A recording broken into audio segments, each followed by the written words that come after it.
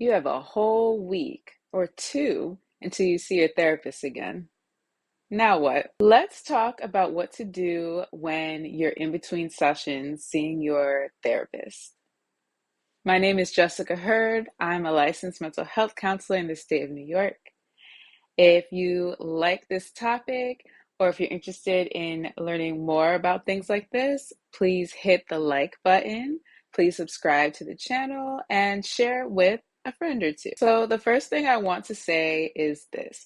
If you're in therapy, you're working with a licensed mental health professional of any type, because there are many different kinds. Whatever your treatment plan is, whatever it is that you and that professional agreed upon is what you should be sticking to. So, whatever you may agree is the structure, like this is what we do in between sessions, then you really should be following that plan. And I shouldn't even have to say this, but we all know. So, if your therapist gives you homework, you should be doing the homework that your therapist and you agreed to do. So, just to preface this, get this out the way. So, I'll just give you four different things that you can choose to do in between your sessions, whether you're taking a little break and you're not sure, or it is even in between sessions, like week to week, and you're just getting started and not sure what to do. Here are just some strategies I have for that. So, one is to journal it out. The second is to talk about it.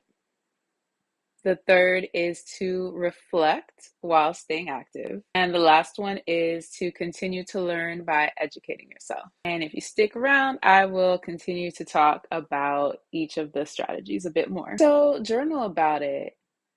So this is a way to keep fresh all of what you learned in therapy. You might choose to take a few notes after your most recent session just to keep in mind what things you might have learned, what questions were brought up for you, or things that you want to continue talking about next time. You can also journal about anything related to why you're in therapy, or maybe something you're feeling stuck with at this point in therapy. You can choose to do it a couple of times. You can choose to do it every day until you see your therapist again.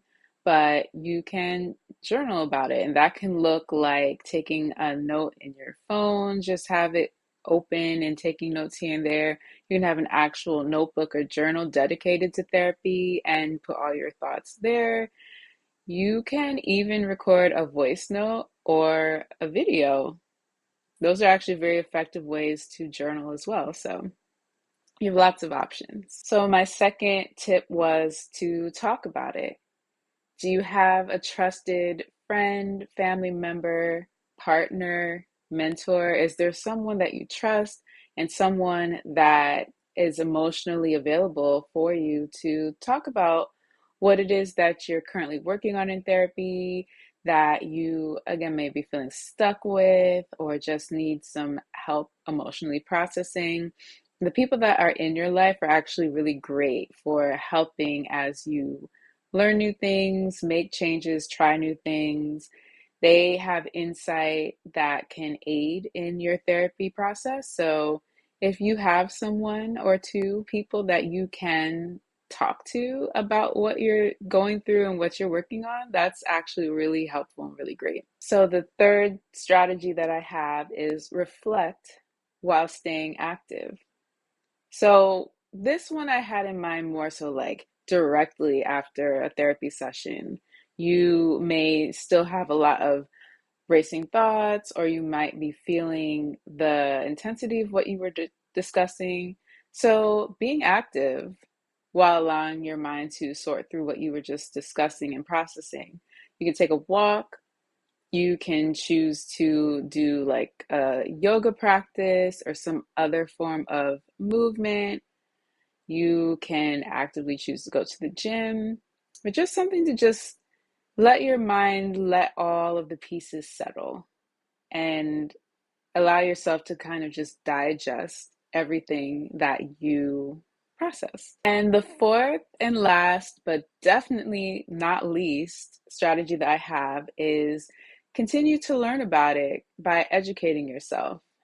There are so many mental health resources out there nowadays. You can be reading a blog and plug. I have a mental health blog called The Therapist's Thoughts, so you can check that out. You could read a self-help book or a book that's specifically on mental health. You can listen to podcasts about mental health.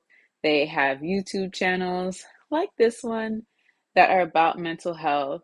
There are just so many resources. And so, continuing to learn about what it is that you're working on in therapy, your therapist might offer some articles or worksheets that you can use, but definitely between sessions, it's a time to continue to work on what brought you to therapy. But to tie it all together, I think it's really important to not just forget about therapy in between your sessions. It is important to stay active and engaged in what you're in therapy for.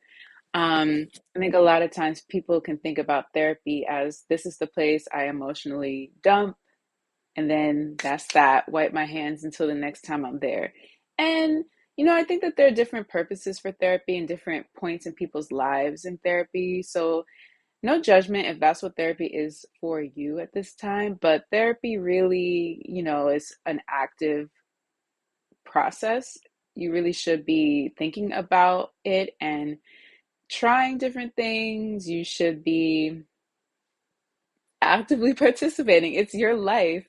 That 45 to 60 minutes once a week, once every 2 weeks, or maybe even once a month, depending on how often you schedule, that's such an insignificant amount of time compared to the whole rest of your life. So when you put it that way, the in between the therapy sessions is actually really important. So I hope you found this helpful. Again, if you liked what I was talking about today, please like the video.